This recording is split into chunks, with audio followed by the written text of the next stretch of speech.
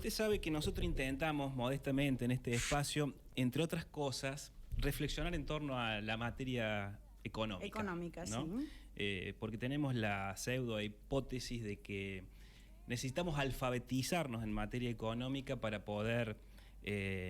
¿Cómo me gustó esa definición? Alfabetizarnos en materia económica. Como para reflexionar en torno al ABC, ¿no? De lo que acontece en términos económicos y para, qué sé yo, diferenciar cuando un proyecto es desarrollista, favorece el mercado interno, va por ampliar las capacidades de la industria nacional, o cuando es no lo lo que es. Y puede uno referirse al contexto económico nacional de estos últimos casi 4 años. Así que esta semana nos avisaba Andrés Aciaín, con quien hablamos hace unas semanas atrás, el economista, que el CESO es el Centro de Estudios Económicos y Sociales Raúl Scalabrini Ortiz, había publicado un informe que se titula ¿Qué hacemos con la deuda y el Fondo Monetario Internacional? A cargo ese desarrollo, esa investigación, ese informe del licenciado en Economía Guillermo Hahn, y le pedimos a Andrés que nos conectara con Guillermo porque nos parecía más que interesante bucear un poco en ese informe que está publicado en www.ceso.com.ar. Así que ya mismo saludamos a Guillermo, que está del otro lado de la línea y que creo, está en La Plata. Hola Guillermo, buen día. Hola Ariel, hola a toda la gente que está ahí con vos. Bueno, un gustazo estar en contacto con vos. Agradecemos el tiempo. Y si tuvieras que sintetizar la estructura del informe y lo que devela en esencia, ¿qué nos contarías? Y la idea del informe era plantear más que nada cómo podíamos hacer como país, ¿no?, para salir de este mal momento económico y financiero que estamos pasando. Pero bueno, para llegar a ese tipo de conclusiones, primero quisimos hacer un repaso histórico de cómo ha sido la relación de la deuda externa con la Argentina, con los países latinoamericanos, y qué nos dice la evidencia internacional sobre los defaults y las reestructuraciones de deuda, para tener un panorama global de la situación y por ahí no concentrarnos únicamente en lo que está pasando ahora. Si bien esa era nuestra intención, enfocarnos en la actualidad, entendíamos que para comprender bien en qué situación estamos parados, teníamos que hacer un repaso histórico e internacional. En teoría, el Fondo Monetario Internacional es un organismo que ha sido creado para estabilizar el sistema monetario internacional, ¿verdad? Exactamente. ¿Cuánto hay de cierto que el fondo hace eso, o cuánto hay de cierto de que el fondo es un instrumento de colonización del imperio, o cuánto de esas dos cosas, o cuánto de otras, digamos? ¿Cómo lo caracterizarías al fondo en términos técnicos y políticos? Mira, el fondo se creó hacia el año 44, más o menos los primeros 30 años de su gestión, diríamos. En alguna medida cumplía su rol, que era estabilizar el sistema financiero internacional, pero lo que veíamos es que a partir de los años 70 cambió radicalmente su forma de accionar y empezó a favorecer la cuestión de la especulación financiera, fue empezado a usarse como un instrumento de, dominación política para imponer políticas económicas antipopulares en la mayoría de los países donde tuvo injerencia.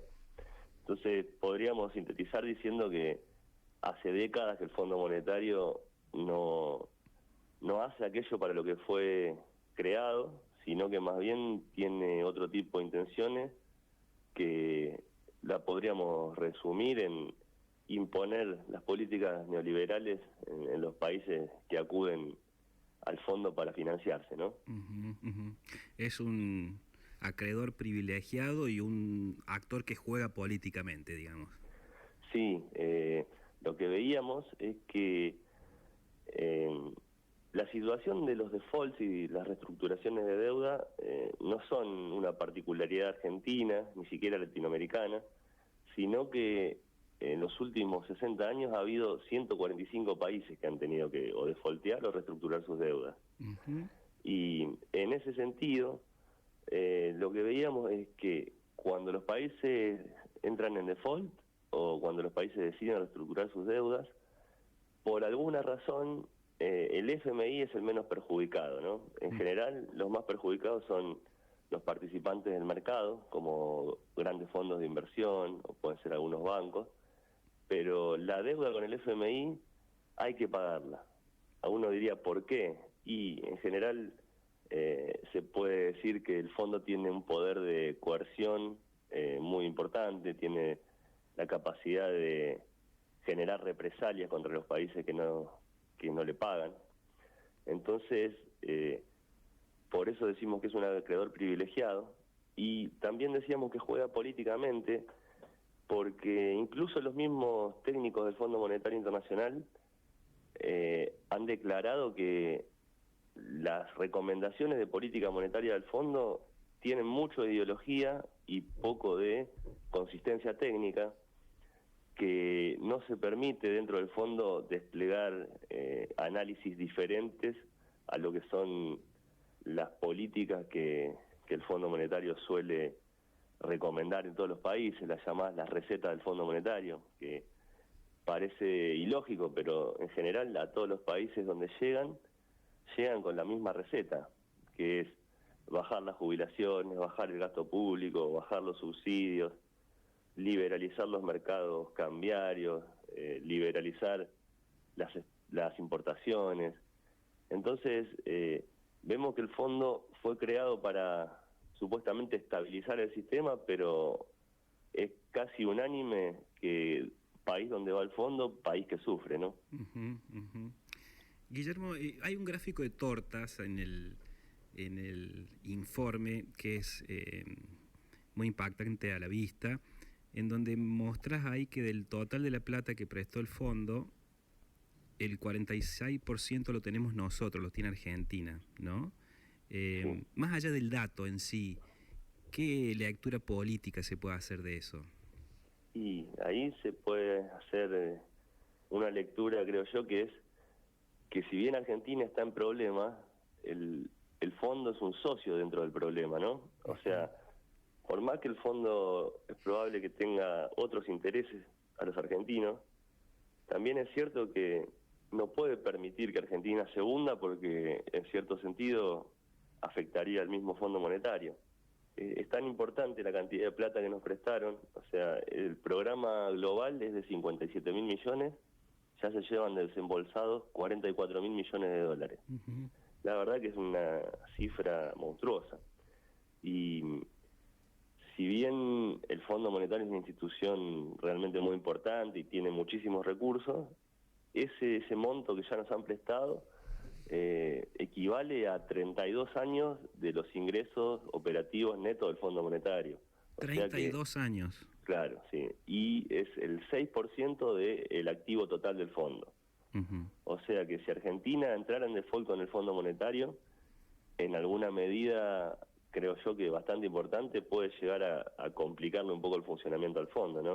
Uh-huh. Entonces, uno creería que el Fondo Monetario no tiene incentivos a que la Argentina se hunda. Entonces, si bien en principio estamos en veredas opuestas, porque lo que le conviene al fondo no es lo que le conviene a los argentinos, en términos generales, ¿no? Digamos, el fondo, si fuera por ello, seguirían, es más, sigue, ¿no? Impulsando las políticas neoliberales que nos trajeron a esta situación. Está bien.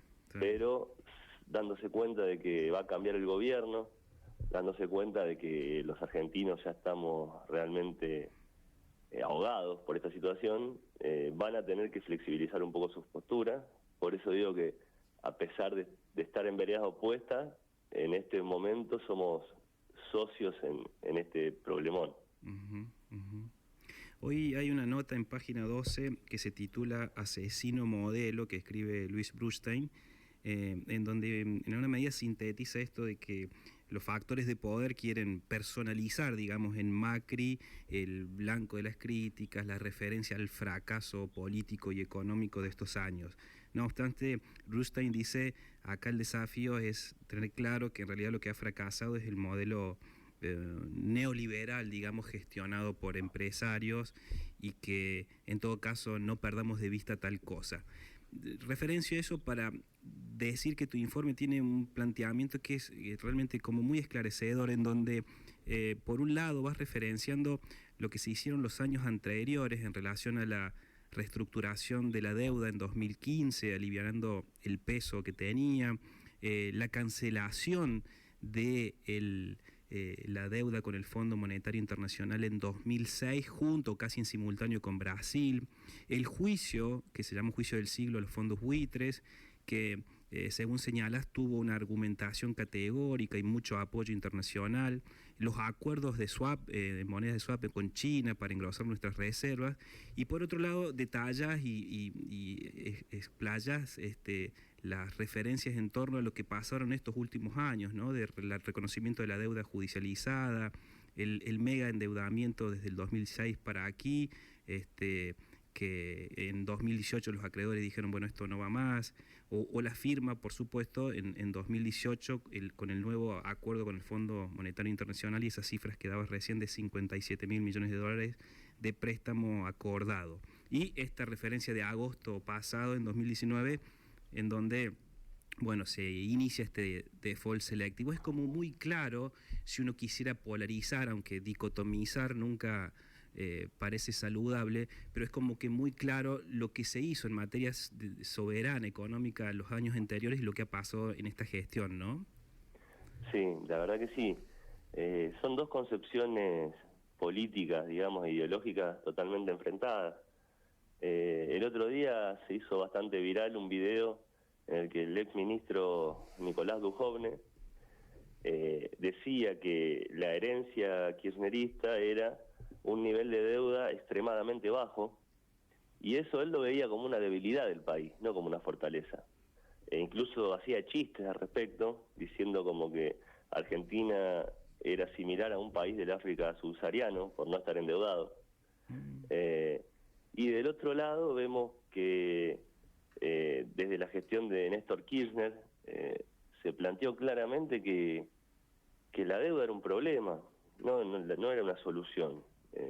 La deuda era un problemón porque en la medida que el país está muy endeudado, pierde autonomía política, queda a la merced de los acreedores para aplicar las políticas que los acreedores quieren.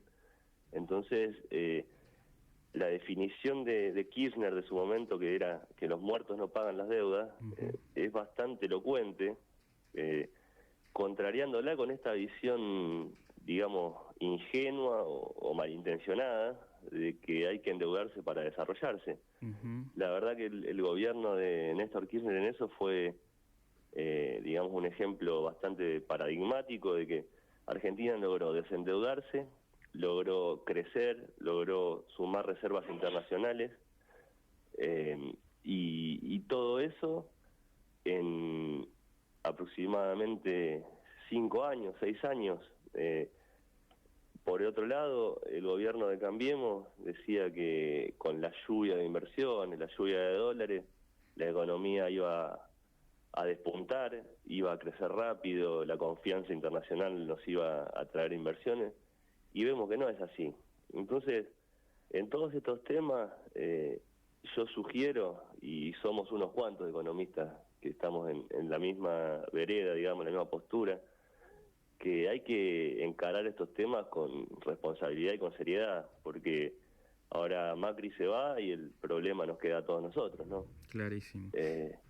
Y bueno, y te quería decir, empezaste la pregunta diciendo que por ahí se personalizaba mucho en Macri, y bueno, es una tentación porque la verdad que él ha sido la cabeza de todo esto, ¿no? Pero lo que nos decíamos ahí en el informe es que hay un conjunto de actores muy importantes que han errado fiero, ¿no? Han errado con sus pronósticos, han errado con digamos, sus expectativas. Claro. Porque, por ejemplo, no es solo Argentina y el fondo que están en problemas. También hay un montón de fondos de inversión que tienen un gran peso a nivel mundial, que han perdido miles de millones de dólares.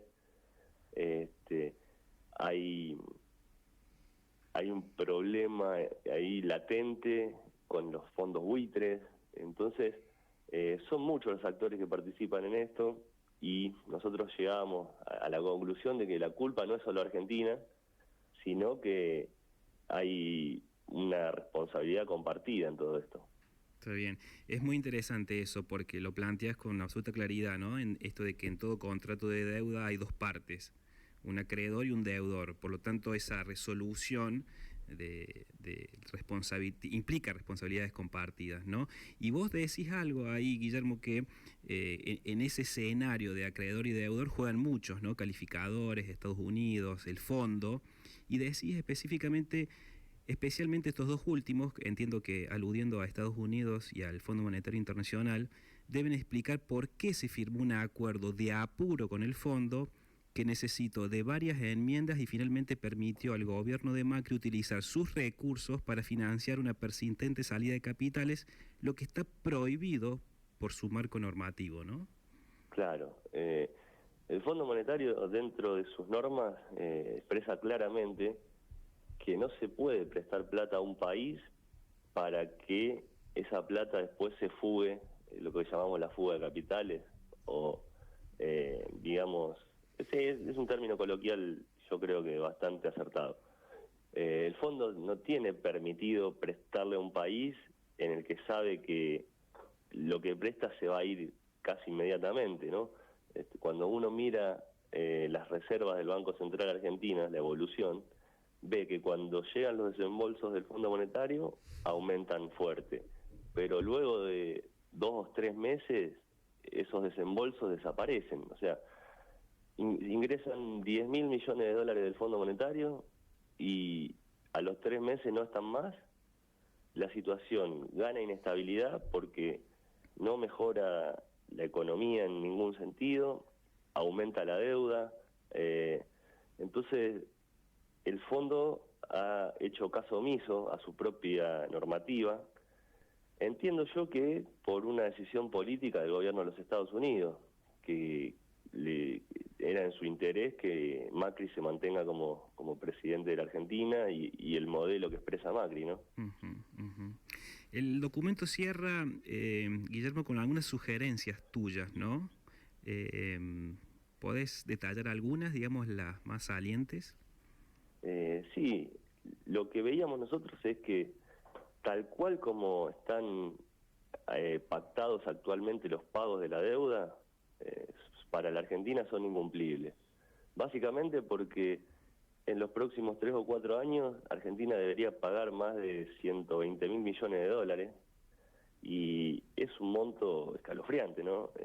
No hay posibilidades de pagarlo eso. Entonces, ¿qué posibilidades hay? Bueno, las posibilidades más, digamos, amistosas con los mercados son una refinanciación voluntaria, pero con los niveles de riesgo país actuales eso es muy difícil. Entonces después decimos que hay distintas formas de reestructurar la deuda. Una que ha ganado bastante consenso, incluso dentro del Fondo Monetario, es el reperfilamiento, que se ha hecho medio famoso en la Argentina.